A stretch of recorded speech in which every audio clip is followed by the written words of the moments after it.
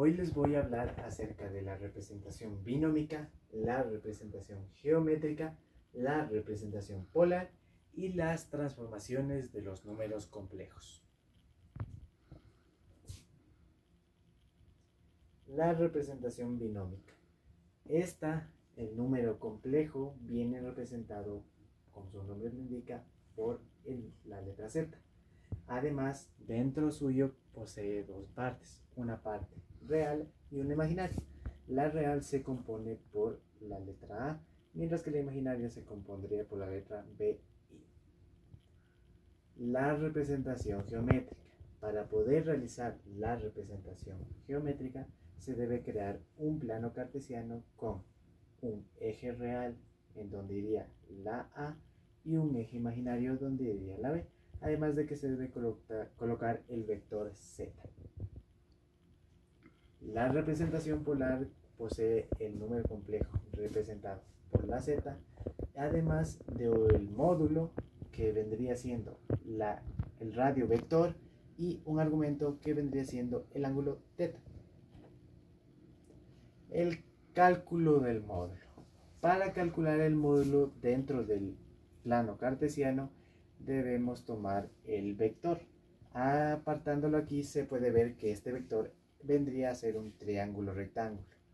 Así que cambiándole el vector por hipotenusa podemos hacer Pitágoras sacando h al cuadrado igual a al cuadrado más b al cuadrado, dado que b y a son los catetos.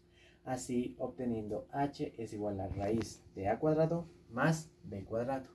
Para después de eso calcular el módulo, siendo que el módulo es igual a el radio vector, que es a su vez igual al módulo de z, que vendría a ser el radio vector, y esto sería el Pitágoras que ya calculamos antes.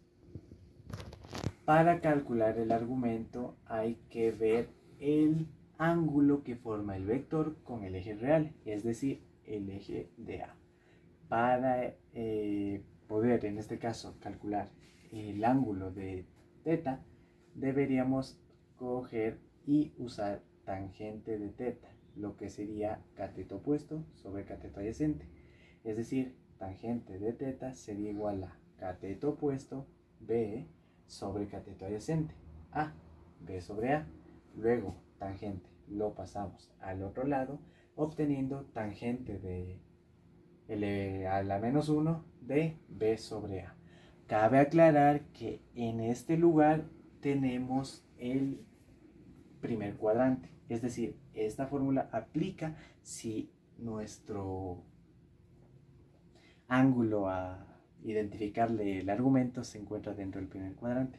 Si por ejemplo se encuentra dentro del segundo cuadrante, la cosa es diferente, debido a que para calcular el argumento primero debemos obtener el ángulo θ. Entonces, una vez obtenido el ángulo θ, podemos coger 180 y restarle el ángulo θ para así obtener el argumento que necesitamos. Esto también ocurre similar en el tercer cuadrante, donde buscamos el ángulo θ y en lugar de restarle a 180 grados, le sumamos el ángulo θ, así obteniendo el argumento que buscamos.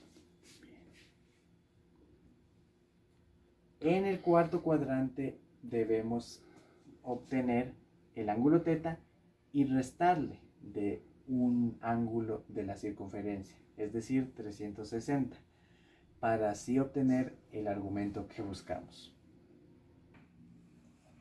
Para finalizar, vamos a representar el complejo Z igual menos 4 más 3i en forma polar. Si se puede observar, el complejo se encuentra en forma binómica, por lo que para representarlo en forma polar deberemos ayudarnos de la forma geométrica con un gráfico. Menos 4 sería en el eje real y más 3i se representaría en el eje imaginario, obteniendo así la gráfica. Para obtener el módulo debemos hacer uso de Pitágoras, tal como se dijo hace un momento, por lo cual raíz de a cuadrado más b cuadrado sería a cuadrado menos 4b cuadrado 3. Raíz de menos 4 al cuadrado más 3 al cuadrado sería raíz de 16 más 9 igual a raíz de 25 igual a 5.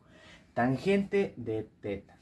Para esto debemos hacer uso de la fórmula del segundo cuadrante, en donde hay que tener en cuenta, ojo, que al solo buscar este ángulo, los símbolos no deben ser tomados en cuenta, por lo cual al usar b sobre a, 3 y 4 no deben verse afectados por esto, por lo cual 3 se mantiene y 4 también se mantiene sin hacer caso a ese menos que se encuentra ahí, obteniendo así 3 sobre 4, 0,75, que al pasarle tangente al otro lado obtendríamos teta es igual a tangente a la menos 1 de 0,75, que sería 36,87 grados.